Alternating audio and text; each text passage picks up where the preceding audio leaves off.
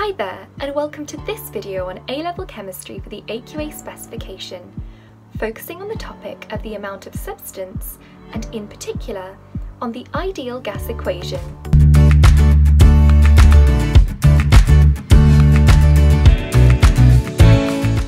Hi, I'm Manisha from StudyMind, where we help you to revise A-level chemistry with our helpful revision resources tailored to your subject, your specification, and to you. If you're new here, please make sure to click that subscribe button, and whilst you're watching, please leave any comments down below about anything you're unsure of. If it's your first time watching, make sure to let us know so we can send you our free revision resources. We also have helpful timestamps to guide you through the video. So, let's get started.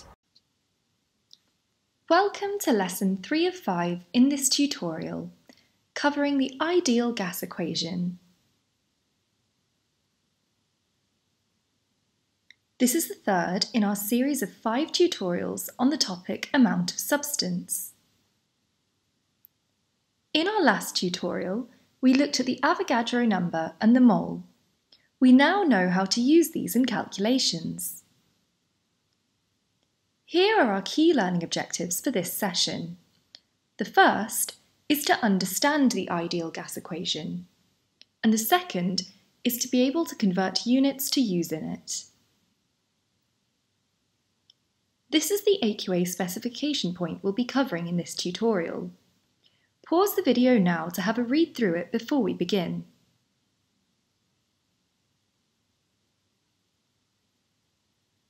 We will be looking at the ideal gas equation and how to use it. The ideal gas equation is used to calculate the number of moles found within a specific volume of a gas. The equation is PV equals nRT. You need to know what each letter in the equation represents, as well as the units used. Most of these should be pretty familiar to you. However, the only new one is the one labelled as R. This is the gas constant, and it will be given to you in an exam, so don't worry about learning it. Now comes the important part, learning how to convert units. Here's a quick test. Firstly, let's look at degrees Celsius and Kelvin. To convert between degrees Celsius and Kelvin, we must add 273. This means that 20 degrees Celsius would be equal to 293.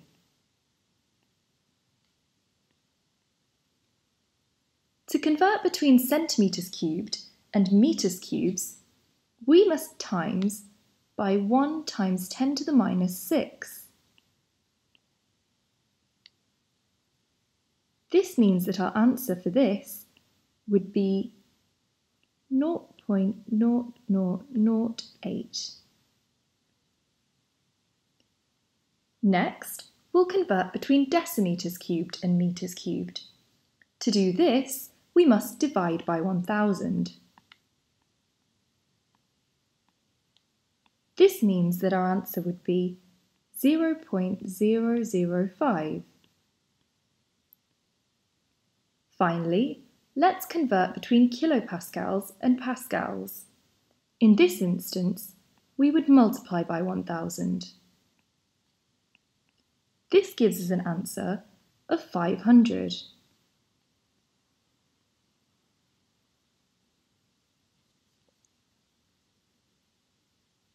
Here is a summary of the conversions.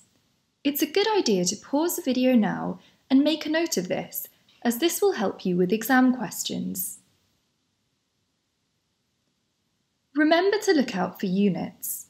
If you are not given the units specified above, you will need to convert.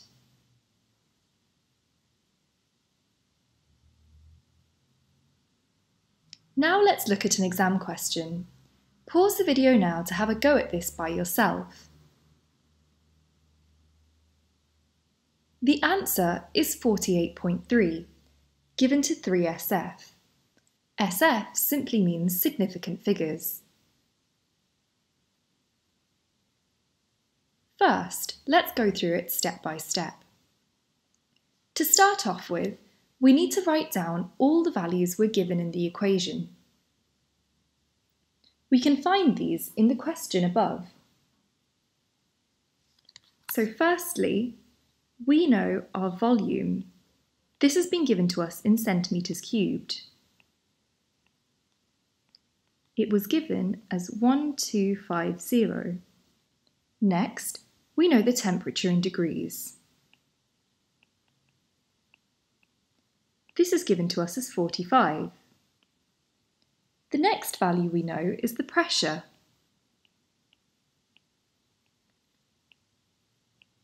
This has been given to us in kilopascals and has a value of 105. Next, we know the mass. This has been given to us in grams, which was 2.4. Finally, we also know R, or the gas constant. This will be given to you in an exam, but its value is 8.31.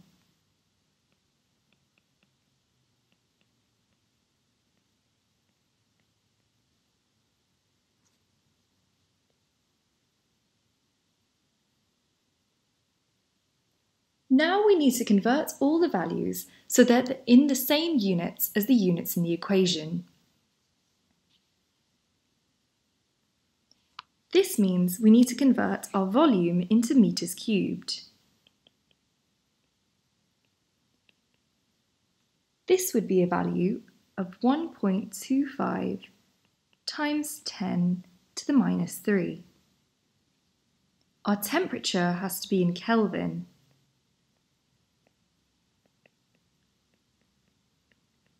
This gives us a value of 318.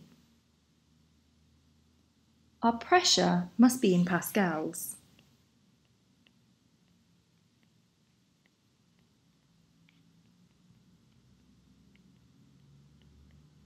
This gives us a value of 105,000. Our mass will remain in grams. The same as before, which is 2.4. The gas constant, which we mentioned here, will remain the same.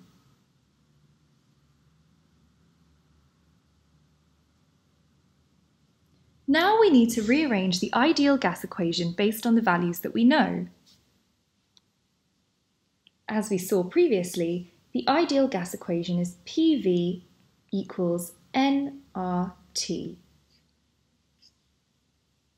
We now rearrange this to write N equals PV over RT.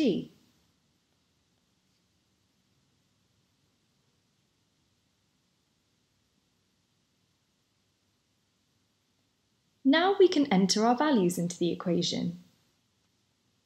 We saw this on the previous slide.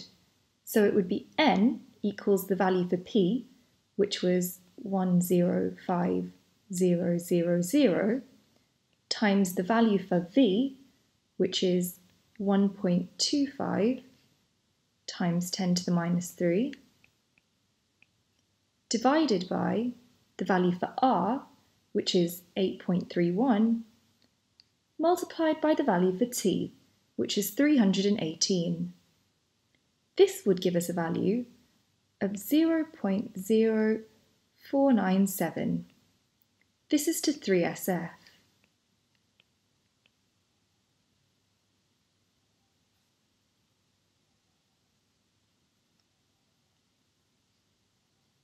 Finally, we can calculate the relative molecular mass using the equation mass over moles.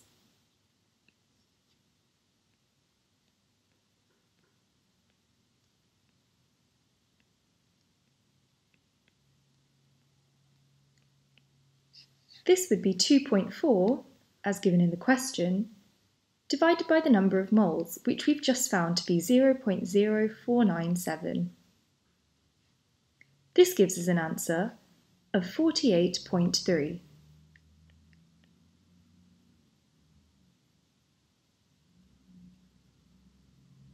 As you can see, there were quite a lot of steps in this calculation, so it's important that you are clear and logical with your working out in exam questions.